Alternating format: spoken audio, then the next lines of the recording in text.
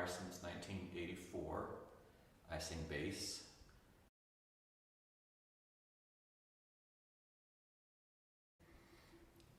I think one of my favorite things about singing in this choir for my entire tenure has been the touring time, especially because that's really when we got a chance to shine and exist as singers, that we'd eat and sleep and travel to new towns and sing for new audiences, and for me that's what it's all about. It's getting a chance to sing for people. One of the highlights for me was 2009, our tour to Taiwan and Japan, where we were hosted so graciously. People were so kind to us and took time to not only enjoy our art, but also to show us a little bit about the culture of the places that we visited. It was just an incredible time.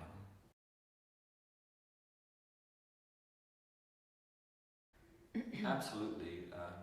Love performing. It's been a gift to be able to sing throughout this time.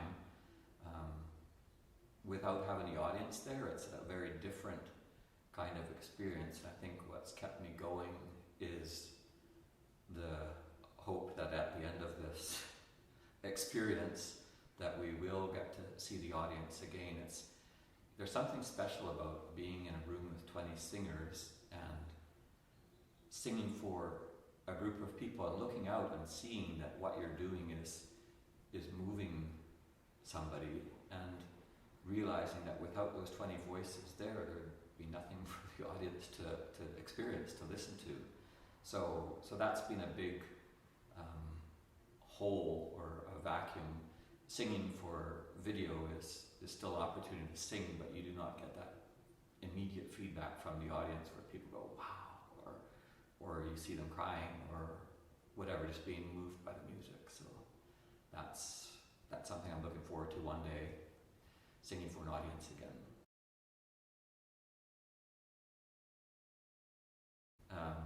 We sang years ago for Georg Tintner, who traveled around the world conducting, kind of spent a third of the year in Australia and a third of the year in Nova Scotia and Halifax, and a third of the year in Austria, I think. And he was an elderly conductor at the time, and it was so neat because every time we rehearsed, it was like he couldn't wait to hear what we were going to produce. It didn't matter if it was rehearsal, it was still, well, you're singing, so make the most of it. This is your chance, and that was a good thing to learn early on in my singing career. That well, don't save it for performance. Like, this is your time.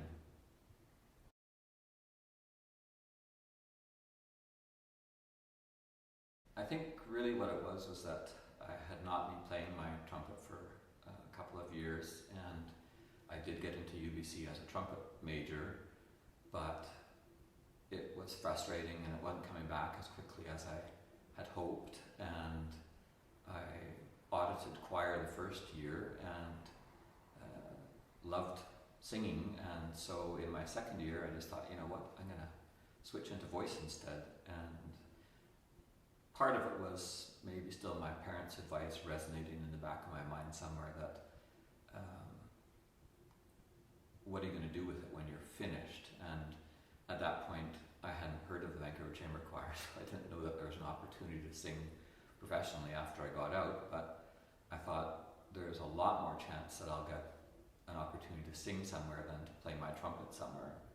And my trumpet got stolen a couple of times, so I figured it was a sign from the universe that maybe do voice instead.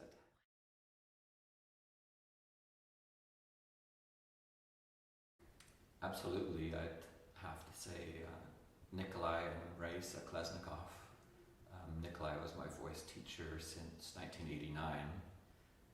They've both passed away now, unfortunately, but Nikolai was just an incredible man. That he did have very limited English, but somehow he managed to convey exactly what he was hoping to hear, and if he didn't like what you did, then he let you know, very very quickly.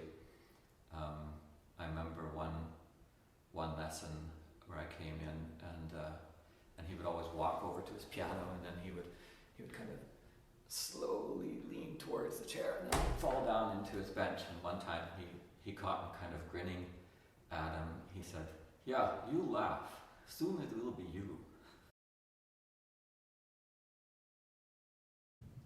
I think the best advice I could give to a new or aspiring to be new singer in a choral setting is find a group who is singing repertoire that speaks to you.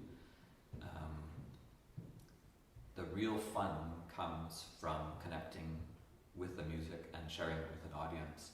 So if you can have the opportunity to sing music that means something to you, then it's going to mean something to the audience as well. And life is short, like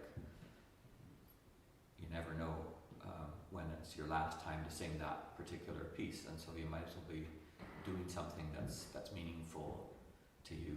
And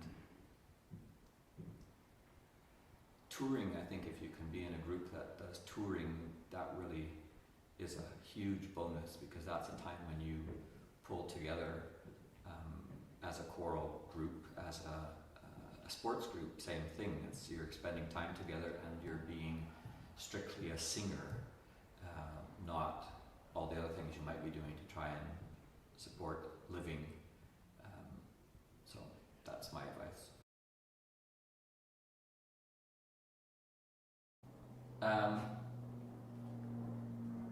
I think looking backwards, my biggest achievement has been structuring a life that I could be a singer. Nobody's in a choir to get rich and be famous, and having said that, there's been a few people, notable exceptions, who came through and did get a brilliant career as a solo singer, but for me the gift has been to be part of this group and have special friendships from people that I'm singing with from one week to the next.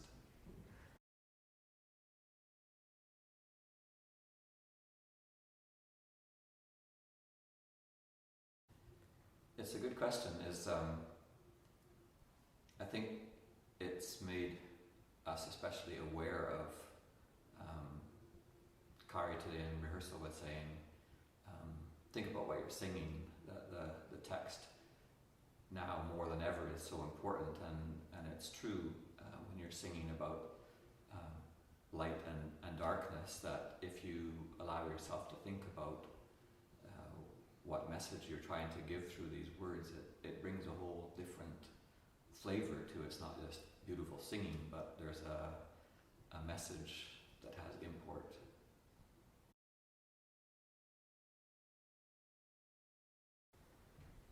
Hopelessly optimistic.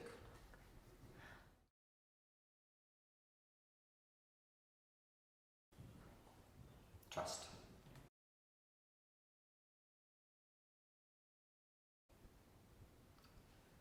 Greatest fear.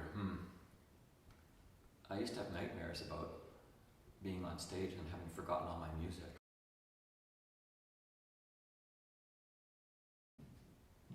Writer. Writer? Yeah, I would want to be a writer. I have written a bunch of stuff. And actually now, late in my singing career, I'm looking at possibly going into doing audiobooks, because I just think that'd be a fun way to use my voice, and it's something that carries on into the future, that in this digital age, it'd be kind of fun to have my voice hang around much after I'm gone. People would still have me reading stories to them.